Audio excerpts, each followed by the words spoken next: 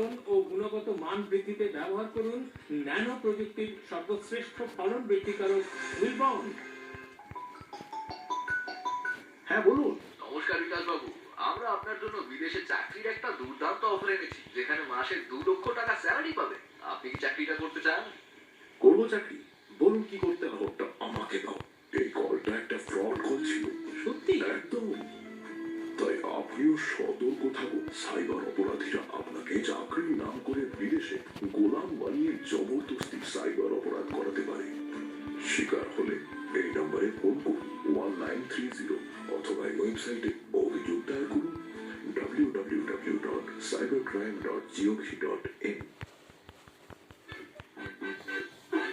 দাড়ি কামাচ্ছ না, মুখ ভেঙাচ্ছ, তাহলে কেটে যাবে না? তাহলে সাধারণ রেজার ছাড়ো আর মেশো জিলেট গাড়ি। এতে আছে ফ্লেক্সিবল হেড, যাদের নিশ্চিন্তে সে আর প্লাটিনাম কোটেড ব্লেড, যা চলে পেয়েছি। তাহলে এবার দাড়ি কাটো, মুখ নয়। টাকার লক্ষ্মী লাভ প্রতিদিন সন্ধ্যে 6টায় সাউন্ড বাংলায়। ও মেঘ, ও হাওয়া, ও রোদ, ও ছায়া যাচ্ছে, ও ফুলের ছাদি, ও নদী, ও মাটি, ও নীল, ও পাখি যাচ্ছে।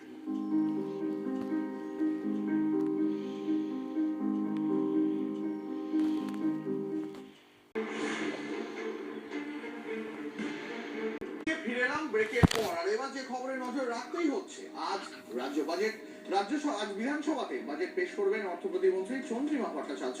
এটাই বিধানসভা ভোটের আগে, মানে 26শে বিধানসভা ভোটের আগে মমতা বন্দ্যোপাধ্যায় সরকারের শেষ পূর্ণাঙ্গ বাজেট। সাধারণ মানুষের অনেক এক্সপেকটেশনস রয়েছে।